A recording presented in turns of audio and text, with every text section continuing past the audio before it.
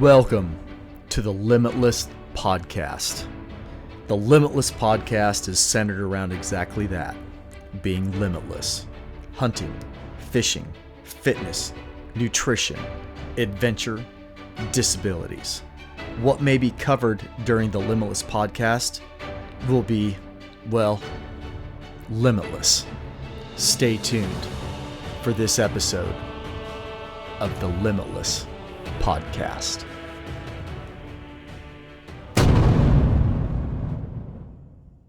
Hey, Limitless Outdoors fans and Limitless podcast fans. We're here for a great episode. This one's going to tie in a little bit with an episode we published a couple of weeks ago with Ashton with Reach Ops. But before we really get into what we're going to talk about today, I want to cover show sponsors. I'm going to rip through them today. Hunting Day Coffee, 10%. That's BLimitless 10. That is your listener code. Phelps Game Calls, one-time use on this code. It's BLimitless 20 for 20% off your entire order. On Point Adventure Foods is 10% off. That's BLimitless 10.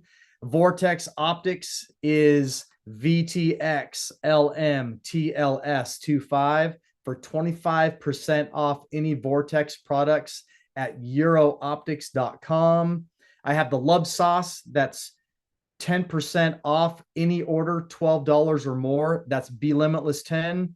And then last but absolutely not least is Wilderness Athlete Supplements. That's BLimitless 20, 20% off any order from their website. I'm drinking Wilderness Athlete right now. I love their products. So not to really get too deep into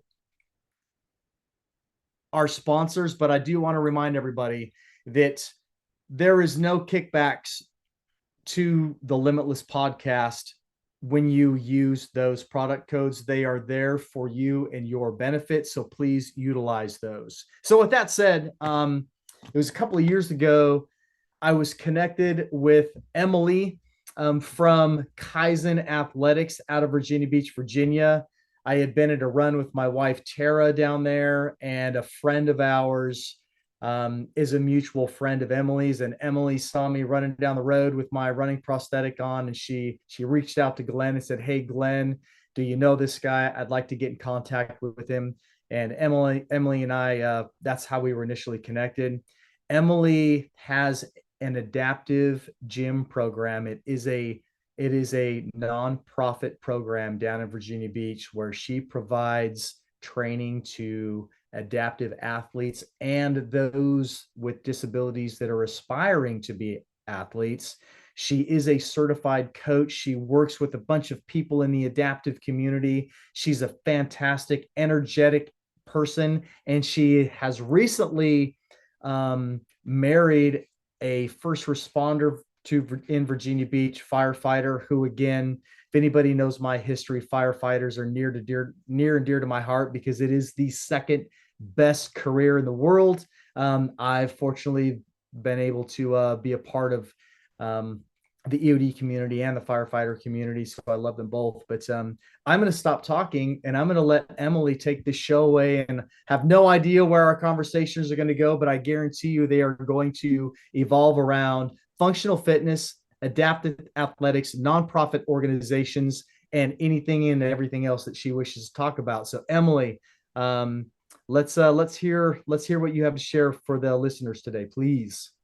Of course. Well, thank you for that wonderful introduction. It has, that's commonly happened to me where I see an adaptive athlete out running or doing something, and I'm like, oh, I really want to get to know them a little bit more. And so I reach out to them and give them my card. I'm very upfront about trying to get those athletes in our door. So when I saw you, I was, always impressed with adaptive athletes who are overcoming and they are making it work. They're not making excuses. So that's kind of how I evolved into where we are now with our nonprofit organization. But we started Kaizen Athletics in 2018, and that's a functional fitness gym here in Virginia Beach.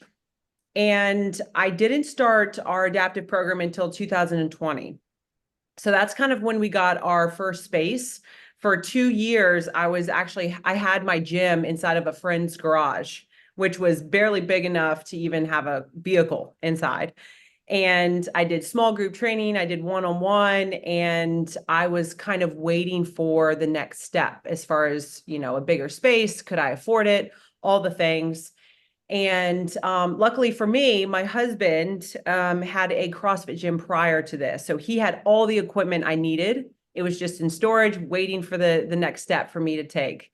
And so in 2020, we moved into a 800 square foot facility, which you have been to. And that was in the alley of 17 and a half Street down by the beach. So it was a really cool, we're in the Vibe District. It's a lot of fun. We have wide open doors so people can come in and out. They can see what's going on from the street. It's very inviting.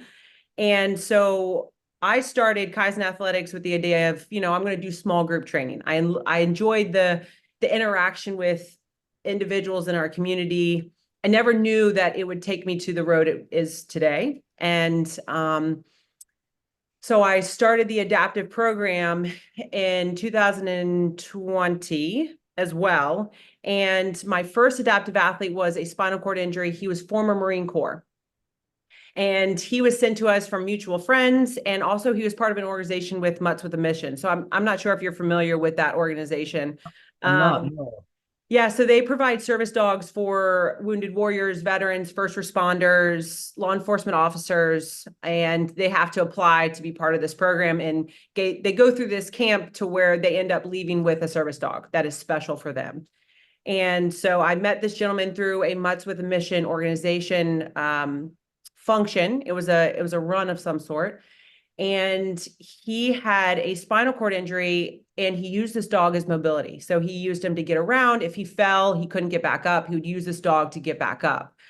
And he wanted to come to me to regain his strength and independence and hopefully not use that dog as much as he had to. And so he came in, and at that time, I didn't really know how to work with these adaptive athletes. I didn't really know what I was doing, but I knew that I knew fitness, I knew health, I knew wellness, and I knew that I wanted to see these athletes progress. So it was kind of trial and error. Let's try these things. If it doesn't work, let's try something else. So I was working with this spinal cord injury athlete, and I got him to the point where he was able to do box step-ups, where he was able to squat again, do push-ups off the floor. He was lifting weights again, all these things that he thought maybe he would never be able to do again. And from there, it was word of mouth. He told everyone in his group, his social groups and his work groups, and it was just spreading like wildfire at that point. We got in our foot in the doors with different OT and physical therapy departments. We got our foot in the door with medical providers at different hospitals, and they started sending their patients to us. And it was just this trickling effect where now I have 45 plus adaptive athletes that I work with. Yeah, it's incredible, and when you start things like this, whether you're new to the fitness space or you've been in for a while, that it takes a long time to gain trust from individuals, from the community, to be like, all right, well, I trust this person enough to, give them my fitness and health, and hopefully they can help me in return. That takes a lot. So years went by, and, I finally have that traction to where people want to come in from all over the place and train in our facility. I get messages daily from people all over the world saying that, they would love some online assistance. They would love to know if there's any adaptive programs near them, which I never thought I would get this much positive feedback. I always thought that maybe, I'd get pushback from physical therapy departments or medical providers being like, hey, you're a little outside of your scope of practice. But in reality, it's the complete opposite, where I have individuals that have their PhD and they're asking me to speak at different presentations, or they're asking me, what should I do for this athlete? And all of these things, so many positive things that have come out of it. But it's been quite a journey to watch that program grow. So if you all are listening and you're interested in the program, it's called Kaizen Adaptive Training. And we do online courses, we do in-person courses, we do online programming. If a gym is out there and they want to start their own adaptive program, we provide an affiliate program. And our plan in 2025 is to go to different gyms all throughout and host seminars for them at their facility. So that's kind of our next step with the program, so that we can get more individuals, definitely coaches, to understand how to work with these adaptive athletes. That's incredible. That's amazing growth. Yeah, a And lot. and you moved locations. We have. So in 2023, so last year, we moved into our current space, which is 3,000 square feet. So we went from like 600 square foot of like working space to about 3,000 square feet. And we have turf. We have a recovery wellness center where people can use saunas and ice baths. We have huge 2 ADA compliant bathrooms. We have ADA compliant wheelchair ramps in the front and the back of our building. And we hope to continue to grow to where we're even expanding a little bit more. But yeah, it's unreal to think about where we started and where we are now. That's incredible. It's something that I Ashton Groves from Reach Ops and we talked about this during our podcast session a couple of weeks ago. There's and from the platform of the Limitless podcast and who I am and what I do, most of my content is hunting related. Mm-hmm. But the mindset of being limitless just isn't about hunting and being limitless in your views and activities from the hunting world. It's living that lifestyle of doing anything and everything that you want to do or that you've ever dreamed of doing, regardless of what your health conditions are, regardless of what your limitations or perceived limitations might be. And that's one of the reasons why I wanted to branch this podcast out and get away from just talking about archery hunting or tree saddle hunting or backcountry hunting. It's how do you get from sitting on your couch or your lazy boy chair or a wheelchair, and how do you get outside and press that comfort zone? And one of those things is functional fitness. And a lot of people look at functional fitness as all they see is CrossFit or all they see is powerlifting.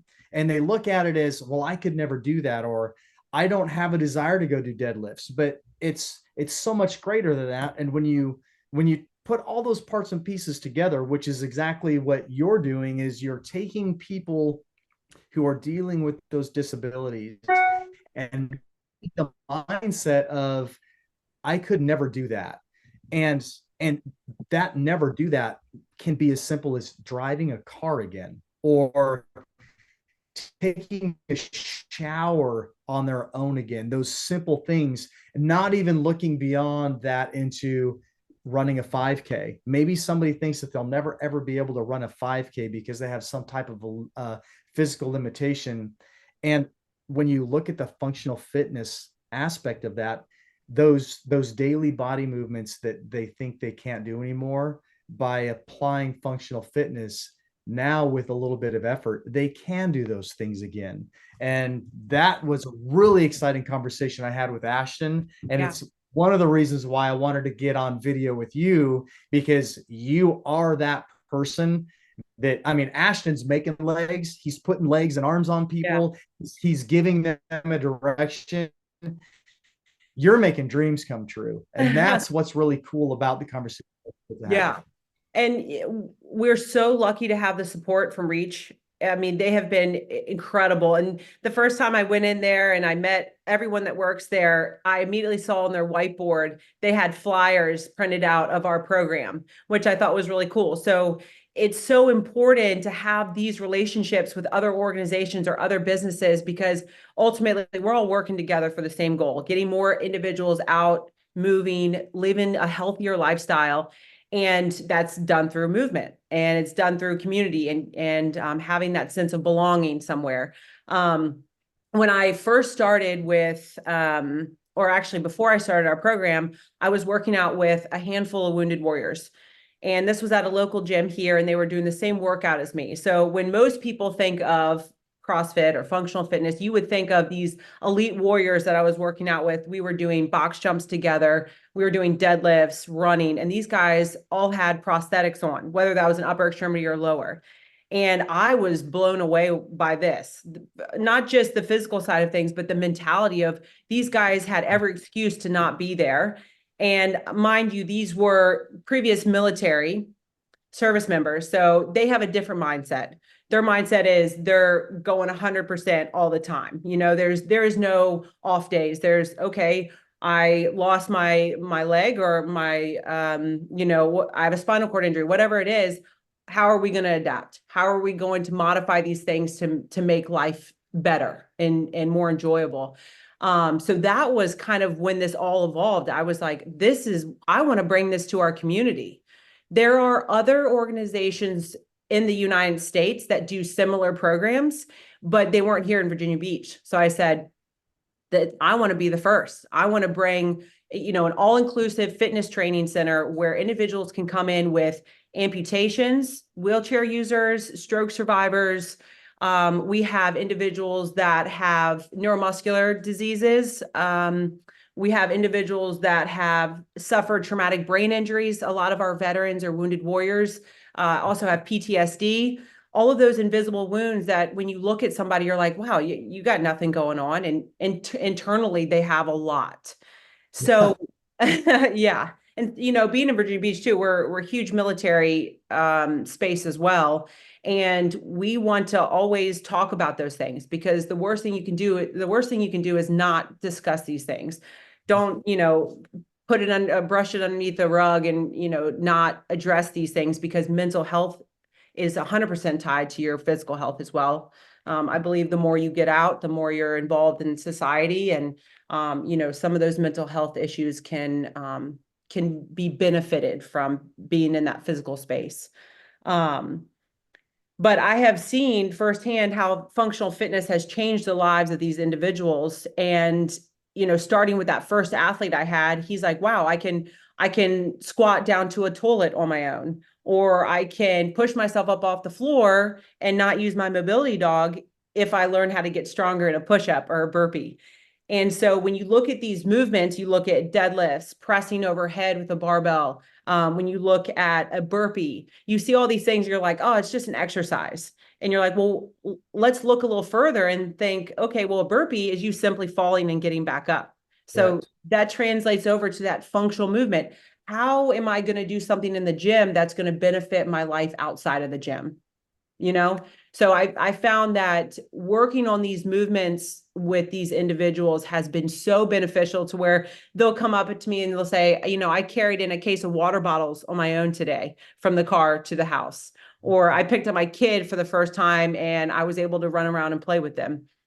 All these things that we all take for granted sometimes, that it's a simple thing to be able to, get up off a chair. Those are very simple tasks, but for somebody that can be very, very tedious, very challenging. But they have seen so much benefit from working out in a functional fitness space and how that's translated over to real life. It's truly incredible. And you mentioned something before too, where you said something about, wheelchair users.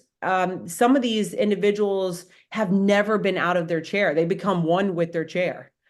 And at some point, they're like, okay, this is my life. Where in fact, no, let's get you out of the chair. Let's put you on the ground. Let's get these muscles moving that otherwise are very stagnant.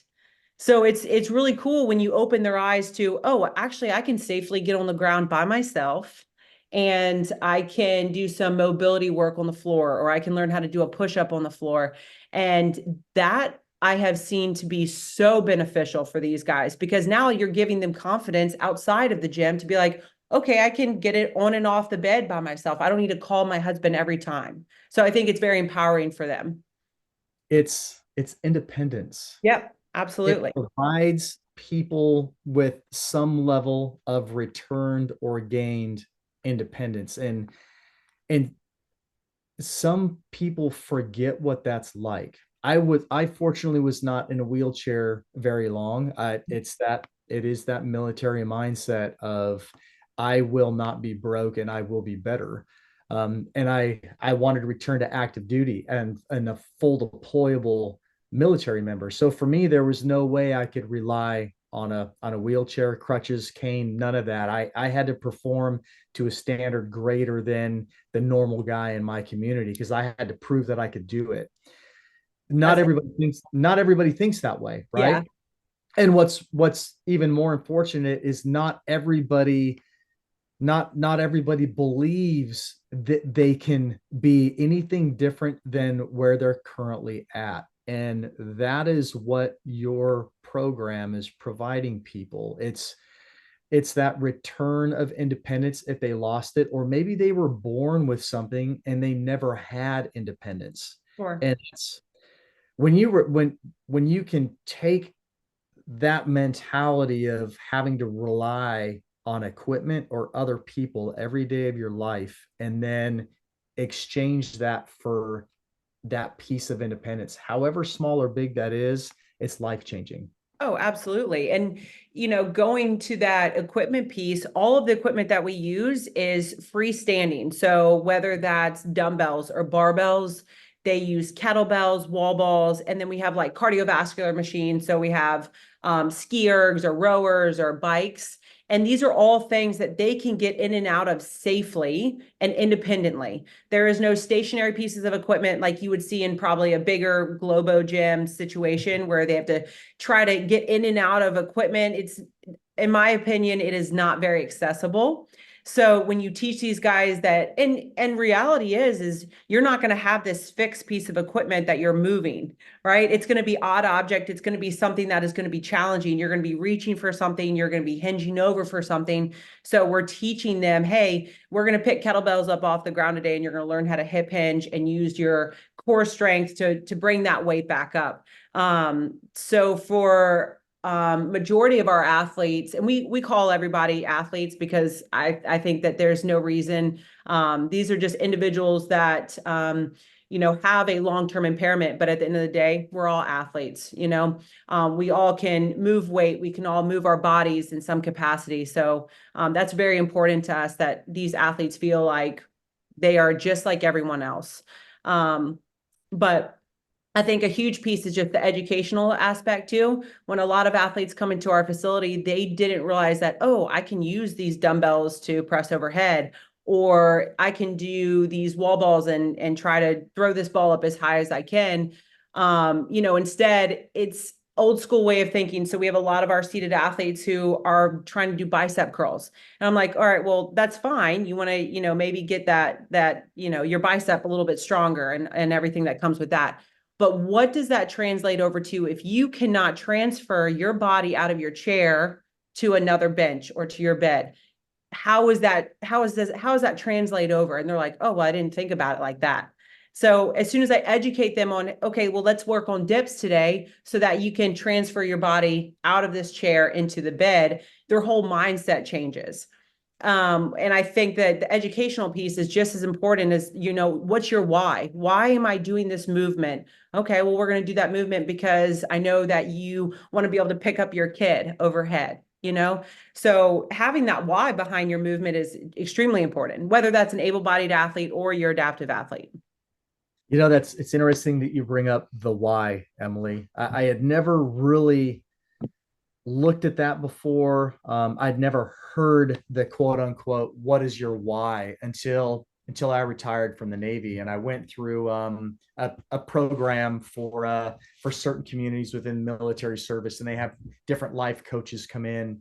And one of those life coaches came into our Virginia Beach cohort, and his thing is, you need to figure out your why. And we spent the better part of a week working on our why. What is our why? What you're leaving this life from the military and you're coming into the civilian world for most of us, the latter half of our life. I mean, I was almost 50 years old when I retired. So what is my why as a guy encroaching upon 50 years old?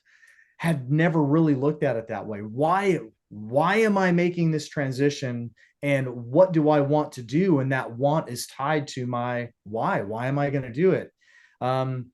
And within the last year, I connected with a gentleman in the outdoor space, and he shares a lot of my passions. And his thing is your why. Why are you an archery hunter, or why do you want to become an archery hunter? It was the second time that I'd heard somebody say, what is your why? Mhm. Hearing you say it, what is your why? That is so important, because it's almost like your goal, your why becomes your goal. Well, I am doing this. And for some people, it's understanding why they're being tasked to do something to obtain that goal. Mhm. And it truly is really, really important. And when people start putting all those parts and pieces together, it can get so exciting. Oh yeah. Light bulbs start going off. It's one of my favorite things. Oh yeah. Interacting with people is watching that light bulb go off. And again, that's a life-changing moment. And sometimes that light bulb going off shines light on a greater portion of their why. It's Mhm. so exciting. Yeah, and it's cool because last week I spoke with one of our guys and he made a good point and he said it doesn't matter what you're going to do. So whether, let's say we're talking about sports in general, but it's not the fact that, maybe you do basketball, adaptive wheelchair basketball or adaptive rugby, or you go to the gym for this functional fitness workout. Whatever it is giving these athletes an avenue to go to. So for them, they're like, okay, I'm type A. I like routine. If I decided I want to start doing basketball and I'm going to do it every day, well, you go there because you have the friendship aspect, you have the getting outside of your house aspect. And so for a lot of these guys, it's that simple routine of going to something. So whether that's an outdoor sport or if it's coming to the gym, it's the act of being part of something and knowing like these guys are waiting there for you to hang out with you for the hour. For our program, it's 100% free. It's donation based. We're a nonprofit organization. We have our 501(c)(3), and which was not easy to get, mind you. I don't know if you know much about that process, but you know very well. It's a little bit of a headache, but once we got it, it was incredible because the community could come together and they could donate to our program and give back to these athletes so that it continuously stays free. Because a lot of these individuals, a barrier to participate is the financial burden. It's, a lot of these individuals already have enough headache with the financial things of medical bills or transportation or home care or already going to physical therapy, whatever it is. So we decided that, we make our living off of our small group training that I do with my able-bodied athletes. I figured what's an hour of my time every day, at least Monday through Thursday, that I can give back to these individuals so that they can have something to look forward to every single day. That's, getting them out of the house. A lot of our athletes struggle with going to sleep at a reasonable time, waking up at a reasonable time. And so this forces them to fuel themselves, wake up, get themselves ready. And I'm not sure if you know a lot about spinal cord injuries, but these guys, it can take hours to get out of the house. The time you wake up, you get yourself showered or dressed or whatever it is, it can take a very long time. So it's just giving them another avenue to be part of the community, to be, and the way I have our program set up is we have our adaptive athletes that go from 4:30 to 5:30 p.m. And then we have an able-bodied class that starts at 5:30 p.m. So they have all the athletes from 5:30 coming in early and they're, high-fiving these guys or they're asking how they're doing. And you have that community camaraderie that a lot of these guys just don't get anymore unless they're part of, another sports group. And so that's been really fun to see them interact with other people in the community that they wouldn't otherwise hang out with. That's awesome. Yeah, it's really, really cool to see. It's I've been very blessed with a motivated, stubborn mind and the support of the DoD. And some of my friends will say, Aaron, you're not disabled. And I'm like, well, actually, yes, I am. And they don't see a lot of the stuff that goes on, the inner turmoil or the struggles that I've endured to get to where I'm at. And the easiest way for me to describe it is the shower.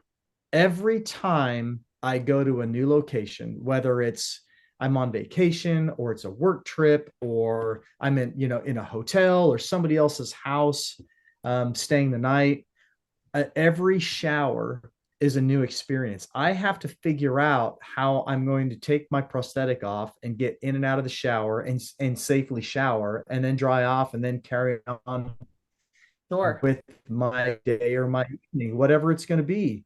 And that in itself, it's a new adventure every single time because not every bathroom is Sure. put together the same way. And that's what people don't realize. Disabilities have daily hardships that a normal person doesn't look at or consider. And if that person with the disability is not provided the tools and the motivation to overcome those those bathrooms, it is debilitating. It becomes a disability. And a program like yours is providing somebody not only the physical capability to get around that shower every day, but the bigger piece is that the mental success of saying, wow, I can do this. And once I conquer this one activity, what's going to be my next? And what is that going to lead me to? Yeah. And that happens all the time where we have guys that come in that maybe have traumatic brain injuries or PTSD, and they have a very hard time being in a huge group setting. Very, very understandable. They don't like people coming up to them. They can get overwhelmed, all the things. And I have seen over the years, these individuals continuously come back, and all of a sudden they're able to be in a room full of 30 to 60 people, and they're interacting with other individuals that are there, and they have the confidence that they didn't once have. And so that has been that mental health side of things, that has been huge. We check in with our athletes all the time to be like, hey, we didn't see you this week. What's the deal? What's going on? Why aren't you been coming in? We talk about things when they're in there. And of course, a lot of them, they'll make jokes as far as like, you don't really want to know what we're thinking, or these dark thoughts, or all these things, and I know that there's a piece of them that will always struggle with that for the rest of their lives. They have those demons in there because maybe they've encountered a traumatic injury and their whole life got flipped upside down. And those are the guys that I care about the most sometimes, because I know that they have this internal struggle every single day to even get up to, like, what's the use? What's the point? Maybe they've lost relationships or friendships, or they don't have a support system. And those guys I will forever, be mother hen to, because those are the guys that need it the most. The guys that are quiet about it, we always reach out to them and check in. And we always show up for them. So when I gave birth to our firstborn son in March, which was the most incredible experience of my life and still is, I took, I think, 3 weeks of maternity leave. And which is, when you're a business owner, you have to do what you have to do. But I remember the guys messaging me being like, hey, what's the deal? When's class resuming? And meanwhile, I'm laying in bed with a newborn, sleep deprived. But that's how badly they needed this environment to get them up and going. And so instead of me, being snippy with them or saying, hey, give me a break, I just, had a newborn. It was, I'll be back with you guys next week, and we'll get this thing back and up and running. And they all showed up the next week. They were excited to be back in the building. So that just goes to show you that we will always show up for these guys. I will continuously be there for them, and also for like extracurricular things. So some of our guys, they hang out with each other after class, which I think is the coolest thing ever. So they'll go get beers or go get food. And I feel very proud of that, because it shows me that, they're making these friendships, not just in the gym, but outside. But also a few of our guys, they've had different graduations. So one of our guys graduated with his service dog, and we showed up to his graduation. And I'll never forget when he saw us, he had a huge smile on his face. He was like, oh, wow, so these people actually care about us enough to show up. And the relationship that I have with each of these individuals is extremely strong. And I know that if I were to, ask them how they're doing, they would be honest with me. Hey, I'm not doing great. I'm in a bad spot. I have a lot of stuff going on. and they would be honest with me enough to know, like, I would say, okay, not a problem. You'll be in class tomorrow. We look forward to seeing you. We're going to work through this together. So once you have somebody that is that way with you, you all of a sudden feel it's like a family situation. It's like you'll always be part of my life in some capacity. And it's a really cool thing to be a part of. That trust, the whole mental piece is key, Emily. And and you're providing a physical and a mental trust, which is a much larger scale. I struggled with the mental aspect of it. When I retired my last 3 years, it was a downward spiral for me mentally. And when I met my now wife, she came to me. She's like, I really need you to pursue some mental health at a greater level. She couldn't even go to Walmart with me. I struggled going to Target, Walmart, Safeway, just the whole shopping piece, being around people. And it's been I've been retired 3.5 years now, and I'm far better than I used to be. I still have bad days. There's times where I just like, babe, I gotta go, and I'll just walk outside of a building. But you know things have had a very positive impact on my life, and I can go to expos and give seminars now, and be huge outdoor expos, and have the time of my life now. But I still have bad days, right? But it's learning to overcome those bad days, those bad moments, and to keep moving forward. And you brought it up earlier. Your mind has an impact on your physical body, and your physical body has an impact on your mind. It's the way God designed us to be. It's that homeostasis, right? And I spoke at an outdoor expo a couple of weekends ago, and I opened my seminar talking to folks about, I'm not an extremist.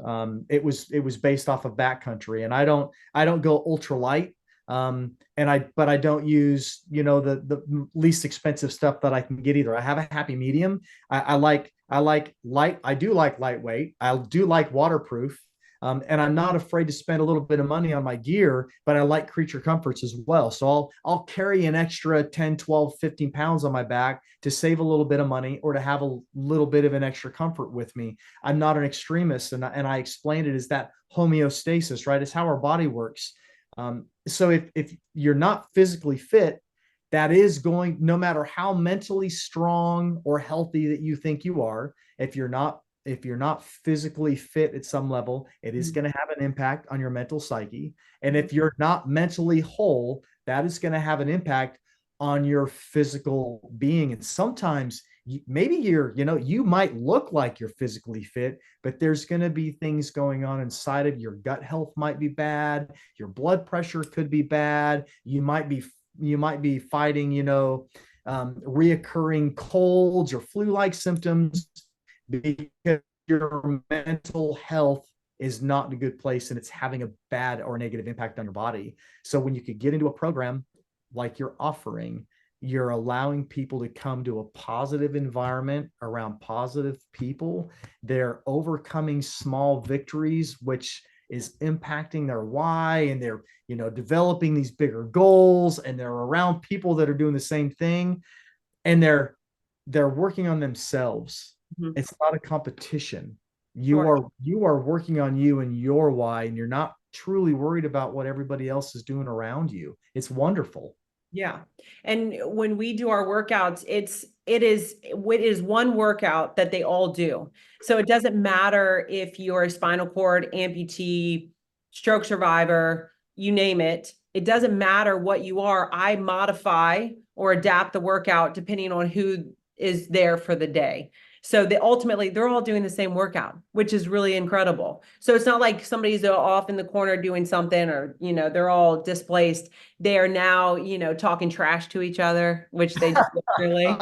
And, they're fist bumping each other, but they're ultimately doing the same workout. It just may look a little bit different. We might have our standing athletes doing air squats, and then we have our seated athletes doing dips, but it's the same stimulus, which is really cool. So ultimately they're doing the same exact workout.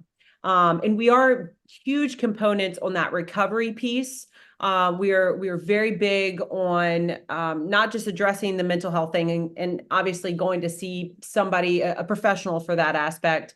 But we offer cold plunges. We offer or cold therapy for those that are unfamiliar. We do red light therapy, asana. I love ice baths. Yes, ice baths are so great. And I'm trying my best to get these guys to get in the cold water, but they're not on board just yet. It's there for them to use. It's just slowly getting them involved. Um, and we're also trying, with donations, we're able to get extra equipment and modalities that they may need. We are in need of a Hoyer lift in order to get these guys in and out of the cold therapy. So that's kind of next on our list to get. Because without that, it makes it a little bit uneasy as far as, us manually putting them in there. But there are so many health benefits to doing cold and heat therapy that we try to integrate those if possible, as well as we do a lot of compression therapy for our guys. So they get in these Normatec sleeves, whether that's for upper body or lower body. We talk about nutrition, we talk about sleep, we talk about, treating the athlete as a whole, not just their impairment. We think about how we can address all the other things that are going on the other 23 hours of the day. And hopefully that will make a difference with them. And like you said, your physical body helps your mental, and mental helps your physical. But understanding too that these athletes are still very injured regardless of how able they are, they're very injured. And so what they consume, how they're eating, how they're drinking, that's all in part of the recovery process. So until we can get these individuals eating well and drinking well and sleeping and managing stress, we still have a long way to go. And so this is a never-ending journey. So a lot of programs that are similar to ours, they have smaller maybe a 9-week or a 12-week program. I have no cap on how long I work with these athletes. So they can be with me for the rest of their lives. And we enjoy that aspect because now we can see this through. We can say, okay, I've watched you now. You're starting to eat better. You're starting to drink better. All of these things that are so important to the recovery process. If you have any amputees that are not willing to try the hydrotherapy, I would love to interact with them. Okay, absolutely. Limb health can have great improvements when you undergo hydrotherapy. Good to know. Yeah, my when I was big into just doing marathons and ultras, I relied heavily on ice baths. And I would just do it in my bathtub. My wife and I always had bags of ice in the freezer, That's and great. we always had bags of Epsom salt and hydrogen peroxide. And I would typically I would do anywhere between 8 and 13 minutes in an ice bath. And then I would follow it up with about 20 minutes in a hot bath with Epsom salts and hydrogen peroxide. And That's perfect. sometimes I would do 2 rounds of it back to back, depending upon how long I had trained. If I had gone out and did throwing down some big numbers, and my leg was really beat up. But I would do it consistently almost every day. I was in hydrotherapy, and my limb health was the best when I would do that. When I don't, my leg suffers. Interesting. Well, that's a testimonial right there. I would love to share with them. And educate me on the hydrogen peroxide. It's something that I found on the webs. And Emily, I can't tell you if it's factual or not, but if you research hydrogen peroxide and Epsom salt baths, there is a community out there that believes it is a great additive in your hydrotherapy. So Okay. I just take I have a preferred Epsom salt that I like to use when I can get it on and I know what the bag looks like. So I can't rattle it off on the top of my head, but it has eucalyptus in it as well. Mhm. But I'll just go grab a bag of cheap plain Epsom salts, and then I'll dump a half or a full bottle of hydrogen peroxide in my bathtub, and I soak in that in warm water for Yeah, 20 minutes. that's But great. for an amputee, we fight circulation issues, right? That's why most of us wear compression. I wear compression, some type of compression 24/7. If I'm not in my liner and Mhm. plugged into my prosthetic, at nighttime, I wear what's called a shrinker. I like having that pressure on my limb, and it helps stimulate that circulation. I don't wake up swollen in the morning. When you undergo that hydrotherapy and you're going from that cold water to that warm water therapy, that stimulates, that circulation in your residual limb, and it stimulates blood flow. I mean, you could probably speak to a greater level on all of the health benefits of cold therapy. But Mhm. it's, I mean, your skin health, if you have any type of open wounds in your leg, it will shorten your recovery time on that. It's wonderful. It Yeah. really is wonderful. Yeah, we've enjoyed a great deal of having that at our facility. And my goal was to always have this very elaborate wellness center. That was ultimately my huge goal to have at the gym. And we've slowly been getting more pieces. We're trying to get some light therapy at the gym as well. So blue and red light therapy for these individuals, but that also helps with like inflammation, circulation, all of those good things. And that's a little bit less intimidating than getting in the cold water or the sauna. These are pads that I can just kind of throw on them. So hopefully over time I'll get these guys in the cold water. And it's something that I do religiously every single day too. And I think that the health benefits are through the roof, but the mental side of things is like I can do hard things. I can sit in this cold tub and, after 2 minutes, I don't feel the cold anymore. You're just accepting how it is or how it feels. I can't get my husband to get in longer than 10 seconds. So him I'm still working on too. I But I I love it. I do. In fact, yes. one of the first pictures, I should say one of the first pictures, but early on in relationship with my wife, I'd come home from it was either a half or a full marathon. And I would literally grab a takeout pizza on the drive back to my house. And my routine was I would turn on the cold water, I would plug the tub. I'd have everything set up inside the bathroom. And as soon as the water started running, I would get in the tub and just let the cold water come up around my body. And then once I had it to the depth that I wanted, shut the water off. And then I would have the ice bags waiting there. And then I would dump the ice on top of me.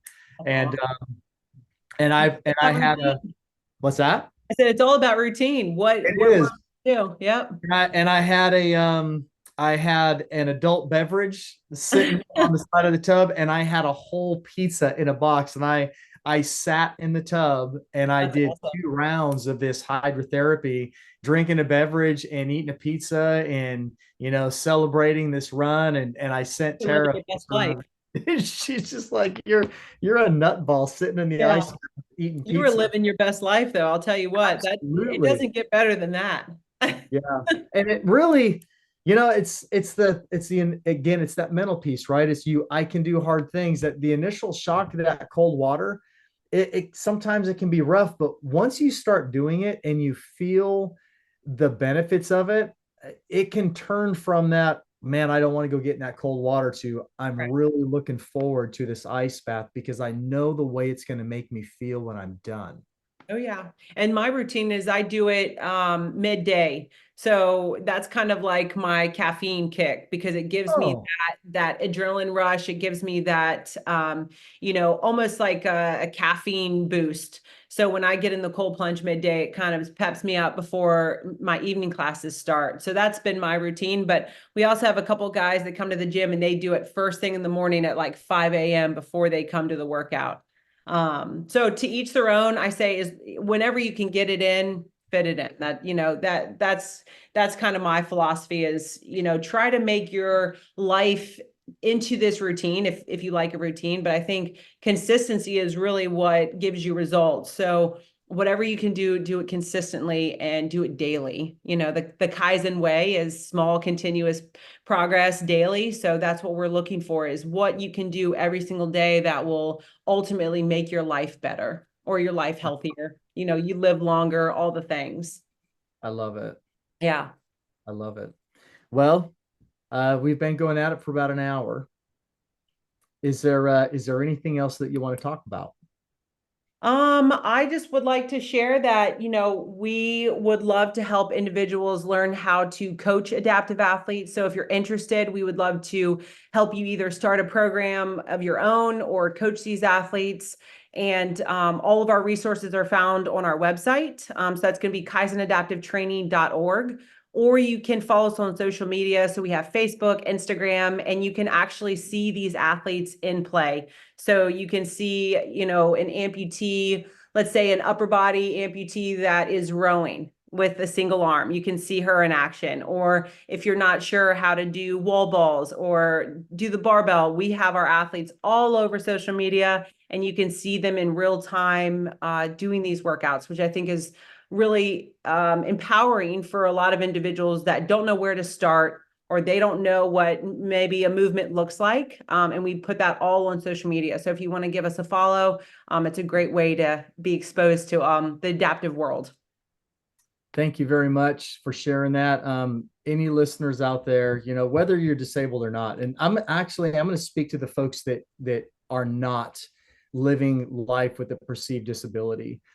You don't have to have that visual or internal disability to take a look at your life and look at things that you want to do, without looking at it as, what am I not doing to achieve what I want to do? And from a hunting aspect, maybe it's taking that first step to go on a backcountry hunt.